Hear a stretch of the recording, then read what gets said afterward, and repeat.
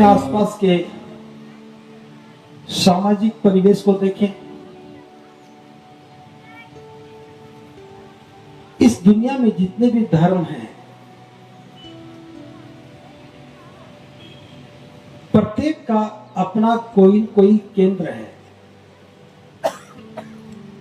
जैसे मैं बात करूं,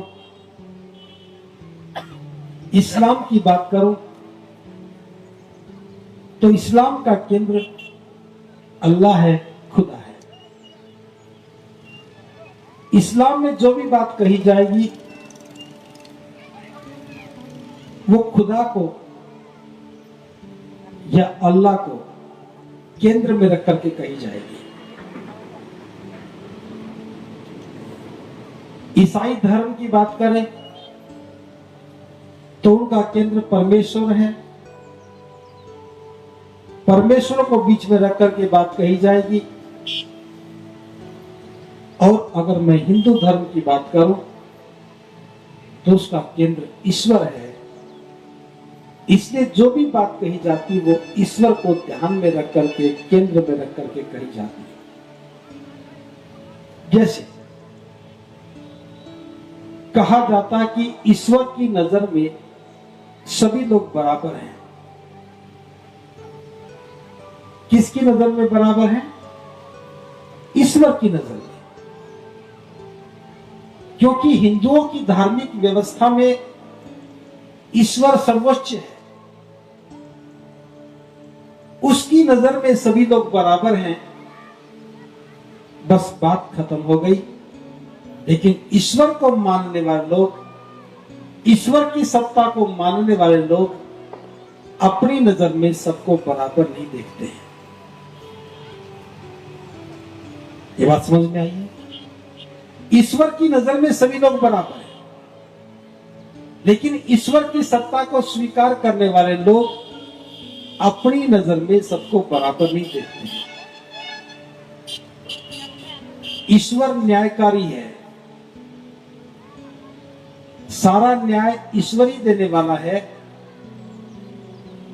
लेकिन ईश्वर को मानने वाले लोग अन्याय करते वक्त एक बार भी नहीं सोचते कि ईश्वर की नजर में यह बात गलत है।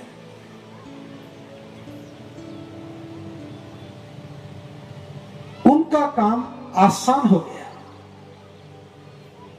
क्योंकि उनका केंद्र मजबूत है, उसका केंद्र ईमानदार है, उसका केंद्र बिंदु सबको बराबर देखता है, उसका केंद्र सबको न्याय देता है, सबसे प्रेम करता है, उसके मानने वाले कुछ भी करें।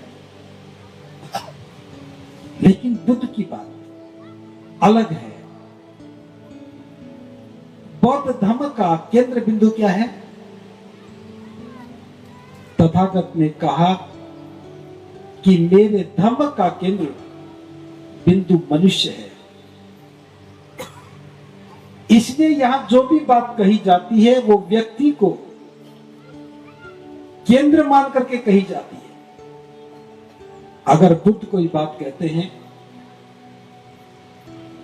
तो वो यही कहते कि मेरे धर्म में कोई गैर बराबर नहीं है। यानी कि बौद्ध धर्म में प्रत्येक व्यक्ति के लिए यह सुनिश्चित किया गया है कि उसकी नजर में कोई भी आदमी गैर बराबर नहीं होना चाहिए, क्योंकि धर्म का केंद्र बिंदु मनुष्य है। बौद्ध धर्म में आत्मा और परमात्मा के लिए कोई स्थान नहीं है। जब आत्मा के लिए कोई जगह नहीं, परमात्मा के लिए कोई जगह नहीं, तो कोई किसी प्रकार का कर्मकांड नहीं। क्योंकि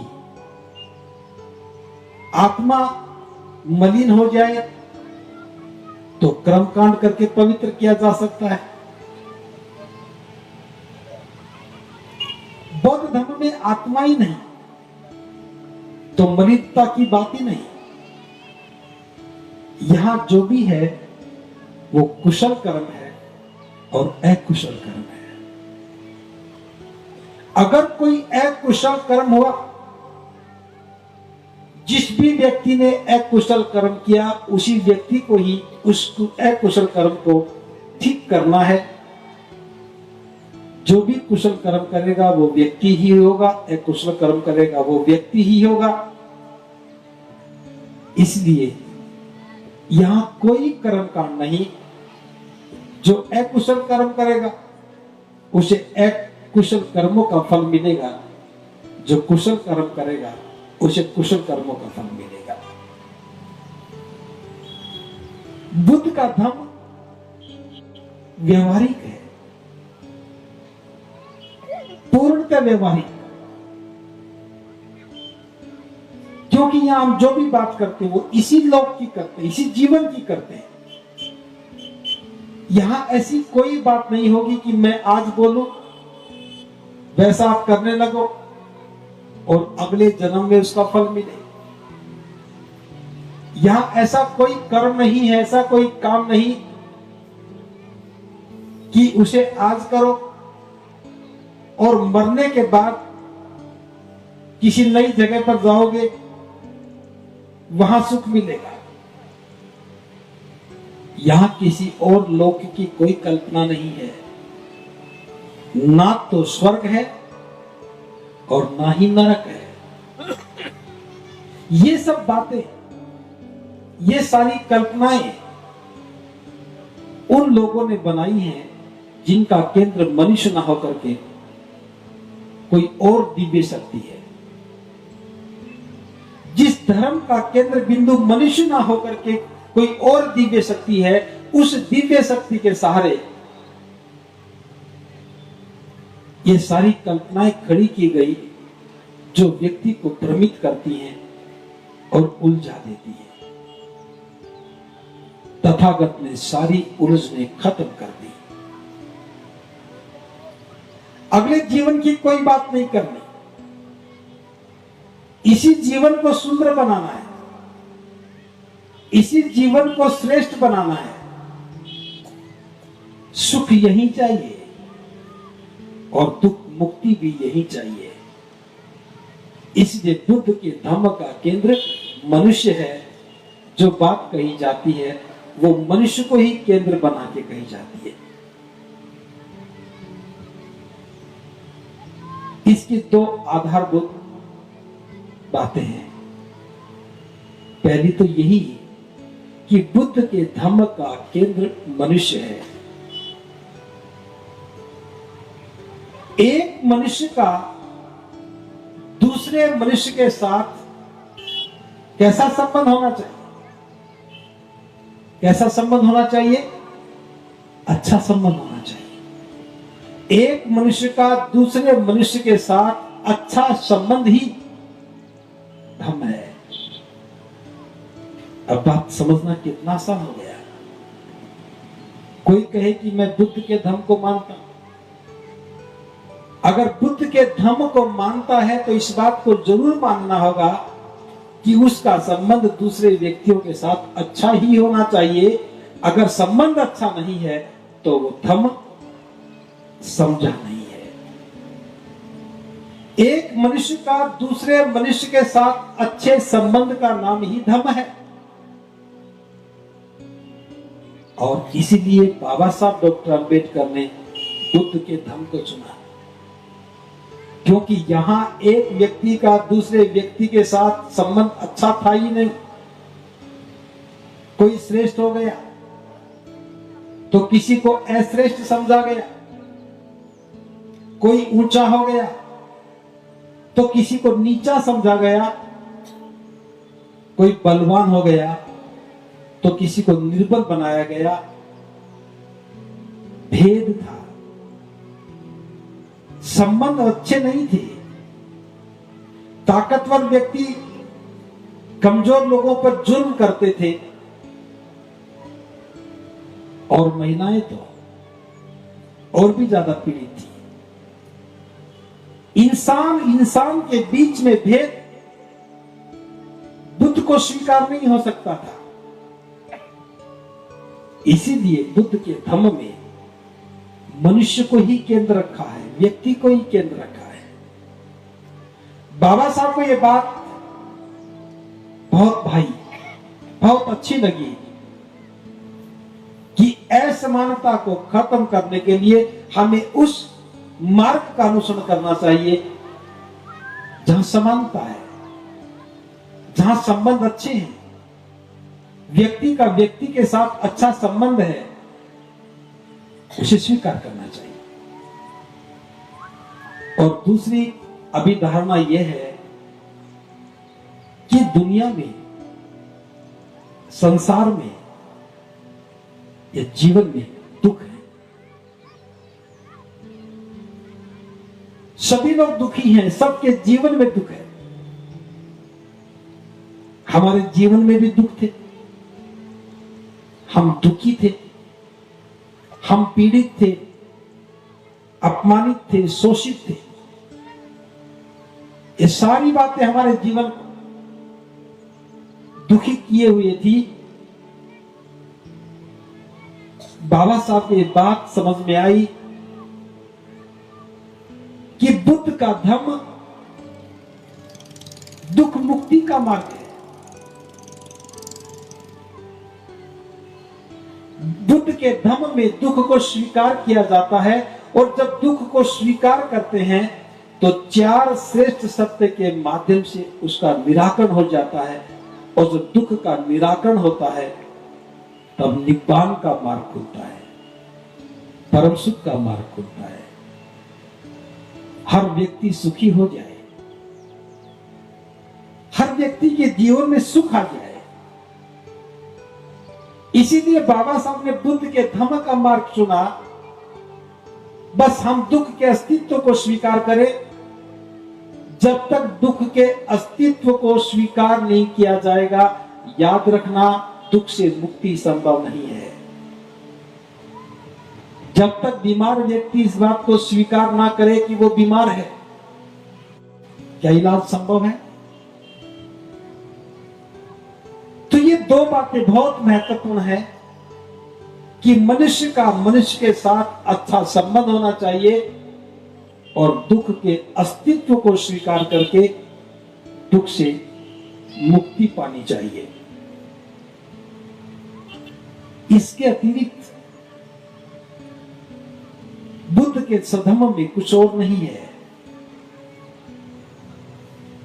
दुख का अंत हो जाए, सुख मिल जाए, यही सधम्म है। एक मनुष्य का दूसरे मनुष्य के साथ अच्छा संबंध हो जाए, यही धम्म है। ये 2 बातें हमारी समझ में आ जाए, हमारे जीवन का कल्याण हो जाए। इसलिए मैं आज इसी विषय पर बात कर रहा हूं। हम लोगों ने बुद्ध की शरण ग्रहण तो की, लेकिन इन दोनों बातों को भूल गए। और दोनों बातों को भूलने के बाद हम दुख से ही प्रेम करने लग गए। और जो व्यक्ति दुख से प्रेम करता है, उसके जीवन में कभी सुख नहीं आता है। जो व्यक्ति दुख से प्रेम करेगा, उसके जीवन में कभी सुख नहीं आएगा। दुख से प्रेम नहीं करना है, दुख को स्वीकार करना है कि मैं दुखी हूं। क्योंकि जब हम ये स्वीकार करते हैं कि मैं दुखी हूं, तो हमारे सामने महाकारुणिक बुद्ध की अद्भुत खोज 4 श्रेष्ठ सत्य एक समाधान के रूप में नजर आते हैं। मैं दुखी हूं, जरूर मेरे दुख का कोई कारण होगा। बिना कारण के कोई दुख नहीं होता है।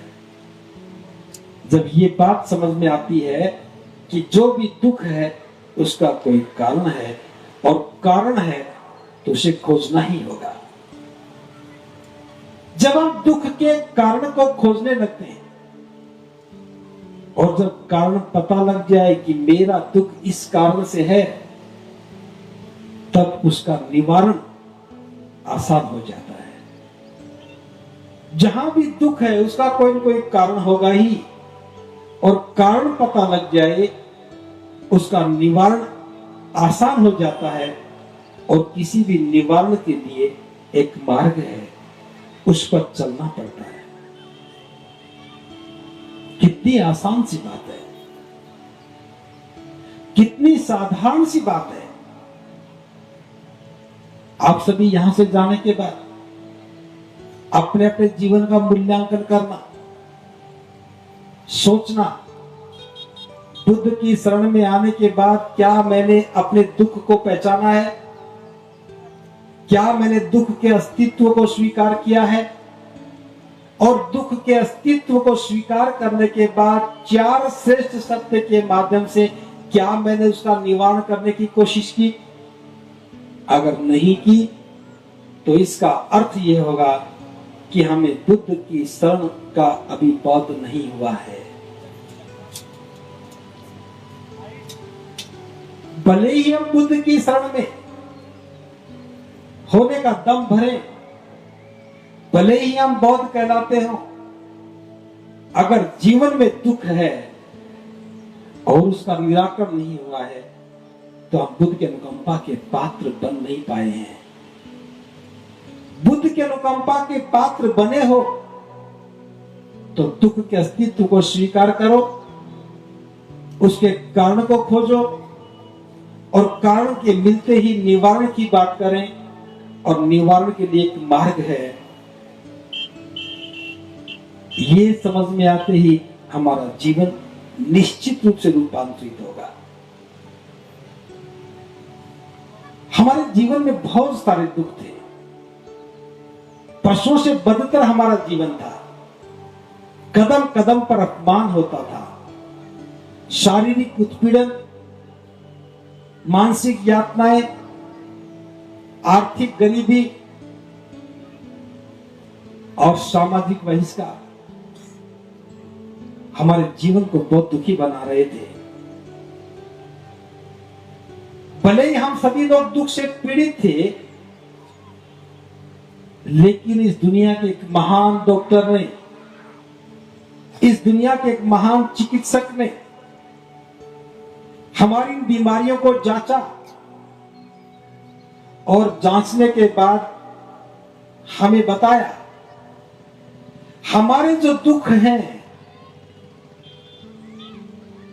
मैं जातिगत बहुत छोटी जाति से संबंध रखता हूं, दुख है।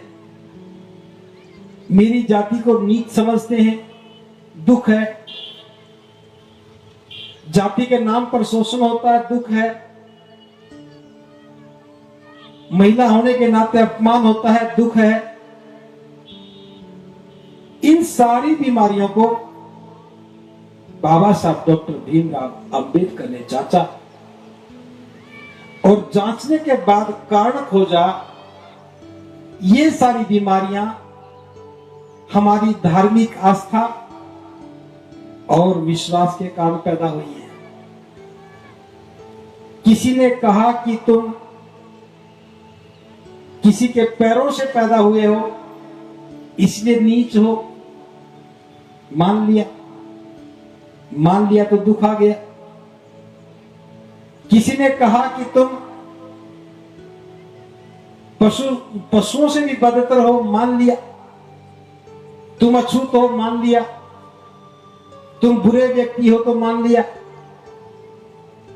क्यों माना? क्योंकि उसने ये नहीं कहा कि मेरी नजर में तुम ऐसे हो। उसने पैदा किया,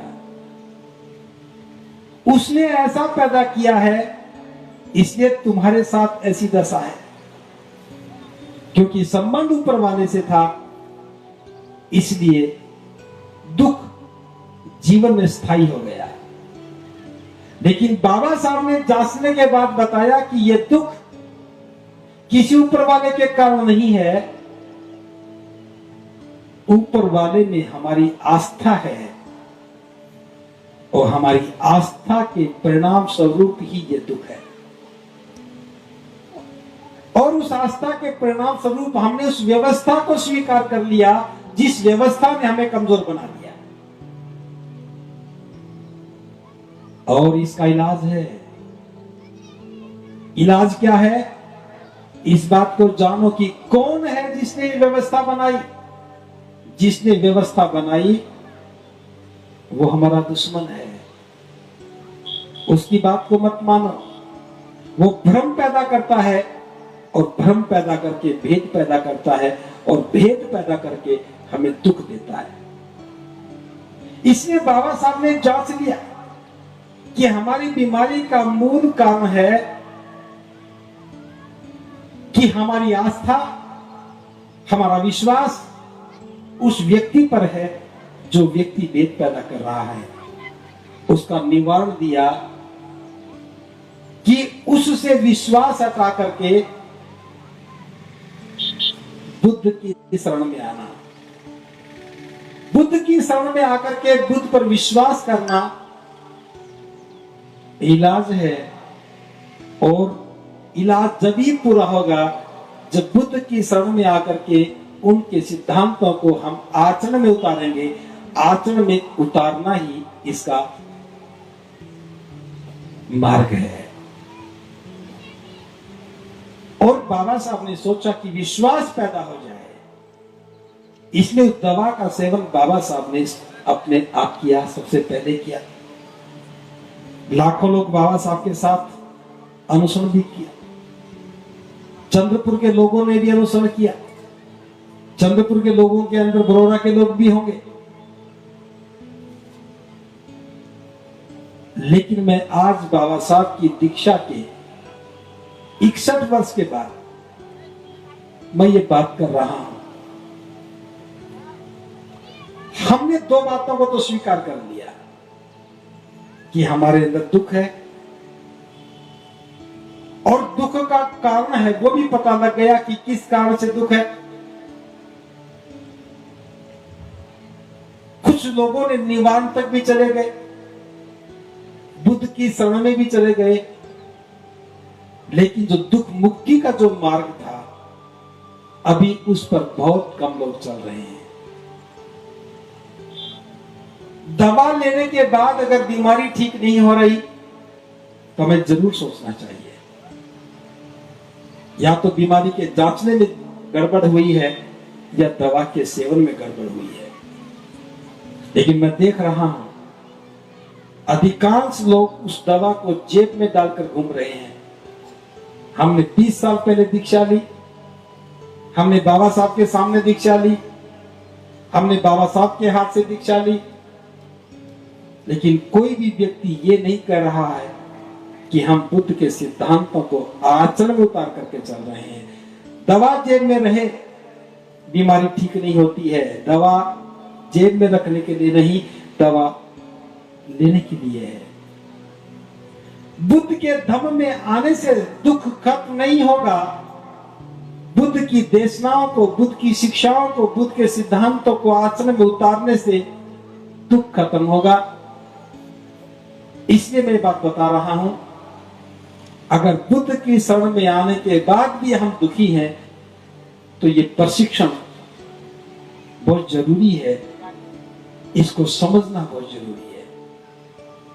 हम दुखी इसलिए हैं कि हमने बुद्ध की शिक्षाओं को आचरण में नहीं उतारा। अगर सुखी होना है तो पहली बात तो यही आज से ही निश्चय करके जाएंगे कि एक मनुष्य का दूसरे मनुष्य के साथ कैसा संबंध होना चाहिए। संबंध अच्छा ही होना चाहिए।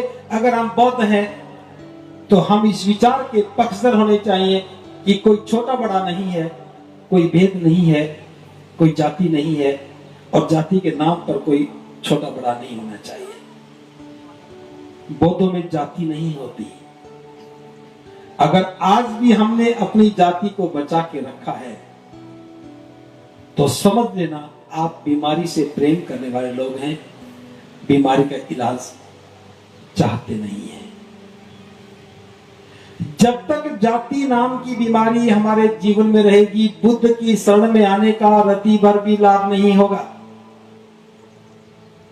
करके देखना।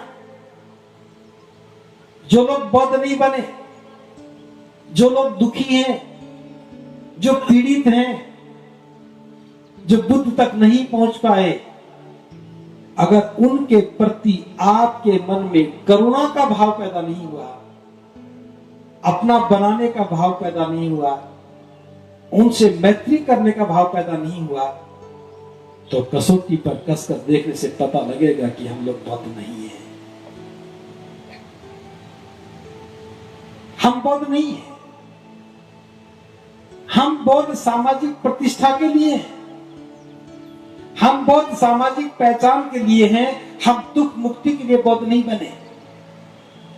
सामाजिक प्रतिष्ठा, सामाजिक पहचान तो किसी नाम से भी हो सकती है, लेकिन सही मायने में अगर हमें बुद्ध की शरण में आने का लाभ लेना है तो हम सब लोग अपने मन में जो भेद है, छोटे बड़े का भाव है, जातीय व्यवस्था के कारण वैमनस्य का भाव है, इस भाव को हमें खत्म करना होगा और एक मनुष्य का दूसरे मनुष्य के साथ अच्छा संबंध स्थापित करना होगा। बस इतनी बात समझ में आ जाए, जीवन में आनंद आने लगेगा। और मैं समझता हूं कि आज तक इस बात पर किसी चर्चा भी नहीं की होगी। बौद्ध बनने के बाद छोटे बड़े का भाव मन में नहीं रहना चाहिए। बौद्ध बनने के बाद जाति का अहंकार मन में नहीं रहना चाहिए, और बौद्ध बनने के बाद किसी जाति विशेष से नफरत का भाव मन में नहीं होना चाहिए। अगर यह भाव विद्यमान है तो मैं समझता हूं हमने दुनिया के उस महान चिकित्सक को भी नकार दिया है जिसने हमारा इलाज करके बुद्ध की शरण दी है। क्या हम समुद्र बन पाए? बुद्ध के धम्म में यह बात सिखाई जाती है। जैसे पहाड़ों से नदियां निकलती हैं, उस नदी का नाम है गंगा है, यमुना है, गोदावरी, कावेरी, कृष्णा, ताप्ती, रावी, सतलुज, व्यास, चिनाब, अनेकों नदियां हैं। पहाड़ों से निकल करके मैदानों में बहती हैं, जहां से चलती हैं, और जब तक समुद्र में नहीं चली जाती उनका कोई नाम है। एक नाम है, वही पहचान है। जो ही नदी समुद्र में चली जाती वो समुद्र बन जाती है। गंगा समुद्र में गई तो समुद्र बन गई, कावेरी समुद्र में गई तो समुद्र बन गई, रावी नदी समुद्र में गई तो समुद्र बन गई। जो भी नदी समुद्र में गई समुद्र हो गई, उसकी पहचान नष्ट हो गई। ये सारा समुद्र नदियों के पानी से बना है। बाबा साहब कहते हैं कि क्या उस समुद्र के पानी में से एक बाल्टी पानी निकाल करके कोई बता सकता है कि उस एक बाल्टी पानी में किस नदी का कौन सा पानी है? नहीं पहचान सकता। नदी जब तक समुद्र के बाहर है उसका पहचान है, उसका नाम है। जो ही नदी समुद्र में चली गई उसकी पहचान खत्म हो गई, उसका नाम खत्म हो गया, समुद्र बन गई। बस हमसे यही एक गलती हो रही है। हम नदी की भांति आए और बुद्ध के धम्म के समुद्र में भी हम नदी बन के बैठे रहे। हम समुद्र नहीं बने, हम बौद्ध नहीं बने। इसका मतलब है कि हम समुद्र तक गए ही नहीं। समुद्र में जाने के बाद किसी नदी की कोई हिम्मत नहीं कि वो अपनी पहचान बनाए रख सके। नदी चाहे कितनी विशाल हो, नदी चाहे कितनी गहरी हो, नदी चाहे कितना भी पानी लेकर के आए, समुद्र से बाहर तक तो उसको मंजूरी है कि वो अपनी पहचान बना सके। समुद्र में आने के बाद तो उसे समुद्र ही बनना होगा, क्योंकि समुद्र विशाल है, नदी उसका एक अंश है। अगर महाराष्ट्र के लोगों की भी ये बात समझ में आ जाए, जब तक बुद्ध के धम्म में नहीं आए थे हम नदी थे, और धम्म में आ गए तो समुद्र बन गए, हम बौद्ध हो गए। और बौद्ध हो गए तो नदी के नाम को तो छूट जाना चाहिए था। पिछली बार मैं फरवरी में आया था, मुझे पता लगा, और अब नवंबर खत्म होने वाला है। इतने दिन के बाद भी मैं देख रहा हूं कि नदी नदी ही है, समुद्र के किनारे पर खड़ी है। नदी नदी ही है, समुद्र के किनारे पर खड़ी है। एक मनुष्य का दूसरे मनुष्य के साथ अच्छा संबंध कब होगा? जब ये भेद खत्म हो जाए, जब नदी समुद्र में मिल जाए तभी समुद्र बनेगी। तो एहसास करवा रहा हूं, दुख का अंत चाहते हो तो सिद्धांतों के साथ काम करना शुरू करो। हमसे बेहतर इस दुनिया में कोई नहीं हो सकता, क्योंकि हमारा सिद्धांत ही है एक मनुष्य का दूसरे मनुष्य के साथ अच्छा संबंध। ये वीडियो आपको कैसा लगा, आप अपना फीडबैक ज़रूर दें। इस वीडियो को आप ज़्यादा से ज़्यादा लाइक करें, कमेंट करें एंड शेयर करें, और इस चैनल को आप सभी लोग ज़्यादा से ज़्यादा सब्सक्राइब करें, जिससे हम आपको और बेहतर वीडियो आप तक पहुंचा सकें। आप सभी लोगों ने इस वीडियो को देखा। Thanks for watching videos. नमो बुद्धाय। जय भीम।